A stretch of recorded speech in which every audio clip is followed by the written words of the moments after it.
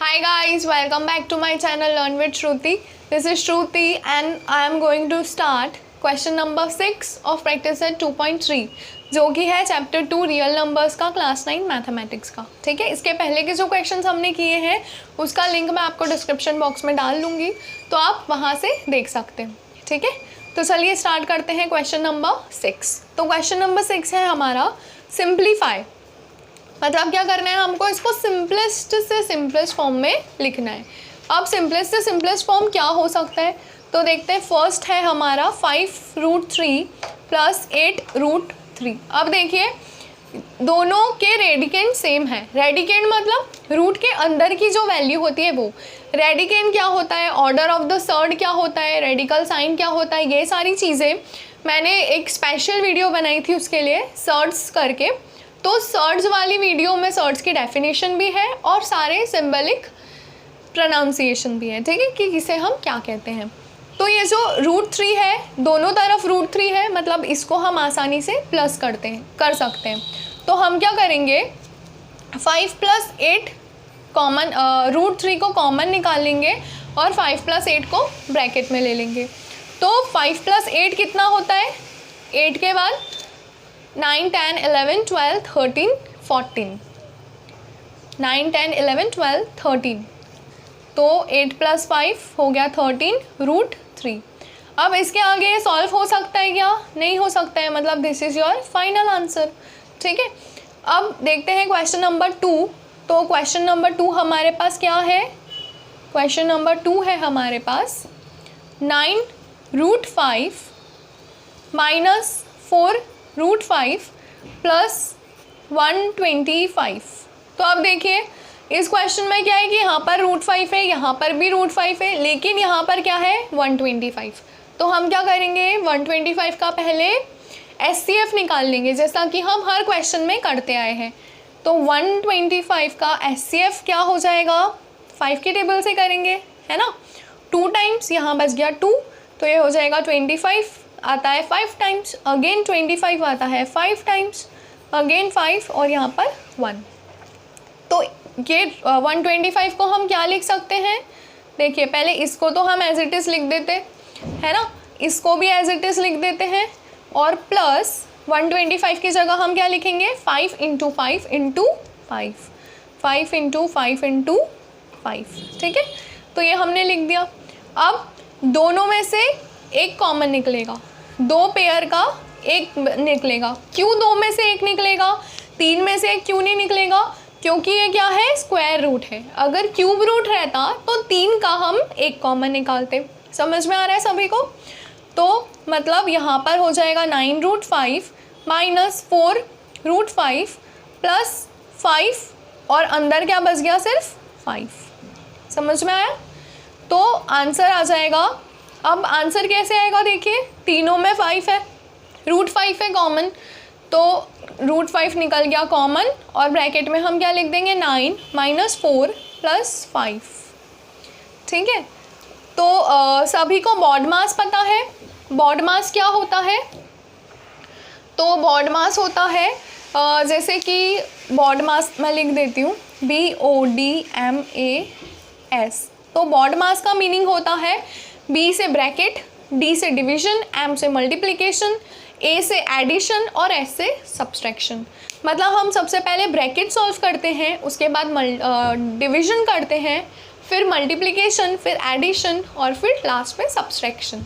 ठीक है, तो इसका एक स्पेशल वीडियो मैं बना के डाल दूँगी, तो आप वो देख लीजिएगा। ठीक है, बॉड मास का। तो चलिए बॉड मास के अकॉर्डिंग हमें सबसे पहले क्या करना होगा, एडिशन करना होगा। क्यों, क्योंकि अब इसमें डिवाइड मल्टीप्लाई तो है नहीं, तो डिवाइड और मल्टीप्लाई के बाद क्या आता है, एडिशन आता है। तो हम पहले इस दोनों का प्लस करेंगे। तो 9 और 5 कितना होता है, 14। 14 - 4 कितना हो जाएगा, यहाँ पर लिख लेती हूँ मैं, 14 हो गया 9 + 5 - 4, तो ये हो गया 10√5। इसको हम इस प्रकार से लिख सकते हैं 10√5। ठीक है, तो अब 10√5 हो गया। देखते हैं क्वेश्चन नंबर नेक्स्ट। 10√5 हो गया, मतलब ये यहाँ पर ख़त्म हो गया। अब इसके आगे हम इसको और ज़्यादा सिंप्लीफाई नहीं कर सकते, है ना। तो नेक्स्ट क्वेश्चन है हमारे पास क्वेश्चन नंबर 3। क्वेश्चन नंबर 3 है हमारे पास 7√48 माइनस √27 माइनस √3। ठीक है, अब देखिए इस क्वेश्चन में स्मॉलेस्ट नंबर क्या है, √3 है, और यहाँ पर क्या है √48 है, और इधर भी क्या है √27 है। तो हम सबसे पहले क्या करेंगे, रफ वर्क में 48 और 27 का SCF निकाल लेंगे। समझ में आया? तो 48 का 2 के टेबल से करेंगे तो वो हो जाएगा 2 4, फिर अगेन 1 2, फिर अगेन 2 के टेबल से 12 कितनी बार आता है 6 टाइम्स, फिर अगेन विद 2 टेबल 3 एंड 3 1 3। ठीक है, फिर वैसे ही 27 का भी देख लेते हैं। तो 27 का हो जाएगा 2 के टेबल से तो जाएगा नहीं है ना, 3 के टेबल में आता है 27, कितनी बार आता है 9 टाइम्स, फिर अगेन विथ 3 टेबल 3 टाइम्स, 3 के टेबल से 1 टाइम। ठीक है, तो इसको हम यहाँ पर लिख लेते हैं 7 एज इट इज़, और रूट में हमने क्या लिख देना है 2 × 2 × 2 × 2। देखिए 4 टाइम्स है, 1 2 3 4 और इंटू 3 है ना, माइनस यहाँ लिख रही हूँ मैं माइनस 27। तो 27 को लिख देना है 3 × 3 × 3। ठीक है, और ये -3 एज इट इज़। क्वेश्चन एक बार चेक कर लेते हैं, यही है हमारा क्वेश्चन। ठीक है, तो अब देखिए ये क्या है, स्क्वायर रूट है ना, तो इसमें से ये कॉमन निकलेगा और ये 2 के पेयर में से एक कॉमन निकलेगा। तो हम यहाँ पर लिख सकते हैं 7 × 2 × 2 है ना, और अंदर क्या बच गया सिर्फ √3। फिर यहाँ पर भी माइनस, इन 2 में से एक कॉमन निकल गया और अंदर क्या बच गया √3 और माइनस √3। क्लियर हुआ सभी को? तो अब इसको मल्टीप्लाई कर लेते, तो 7 × 2 14, 14 × 2 हो जाएगा 28। Clear, 28 × √3 minus 3√3 minus √3। अब देखिए तीनों भी जो नंबर्स हैं वो हमें किसके फॉर्म में मिल गए, √3 √3 एंड √3 है ना। हमने क्या किया, सिंपलेस्ट फॉर्म में हमने 48 का SCF निकाला, 27 का SCF निकाला, और हमने उसको क्या कर दिया, सिंपलेस्ट फॉर्म में कर दिया है ना। अब सिंपलेस्ट फॉर्म में करने के बाद हमें क्या मिला, 28 √3 माइनस 3 √3 एंड माइनस √3। तो तीनों में से क्या कॉमन निकल जाएगा, √3 कॉमन निकल जाएगा, तो वो मैंने यहाँ पर लिख दिया √3 है ना। अब यहाँ पर हम क्या लिख देंगे 28 -3 एंड -1। अब ये 1 कहाँ से आया, तो इसके पास तो कुछ भी नहीं है, √3 के पास तो कुछ भी नहीं है। तो अगर हम इसको इस प्रकार से लिख दें, इस √3 को √3 × 1, तो क्या कोई चेंजेस होंगे उसमें, √3 × 1 क्या कहलाएगा, √3 ही कहलाएगा। मतलब अगर √3 के साथ कोई नंबर नहीं है तो क्या है 1 है। तो हम यहाँ से अगर √3 कॉमन निकाल लेंगे तो क्या बचेगा, 1 बचेगा। समझ में आया? तो ये क्या हो गया 28 -3 -1। तो 28 - 3 विल बी 25, 25 - 1 कितना होगा 24। क्या किया हमने, 28 में से 3 माइनस करें, कितना बचा 25, फिर -1 कर देंगे तो कितना बचेगा 24 और ये √3। ठीक है, सो योर आंसर इज 24 √3।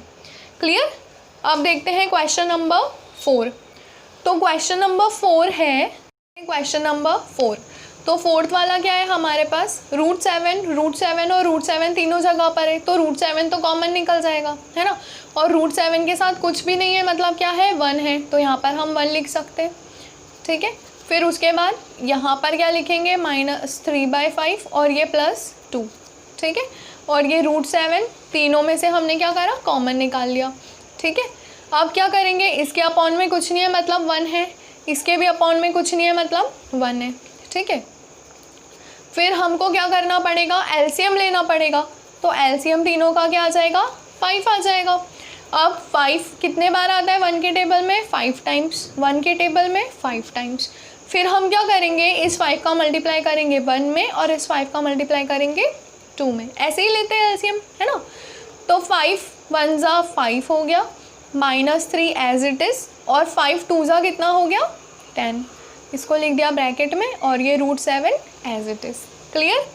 फिर अब ये क्या हो जाएगा, 5 - 3 हो गया 2 + 10 एज इट इज़ अपॉन में 5 और ये √7। क्लियर। तो ये कितना हो गया अब 12/5 और ये √7।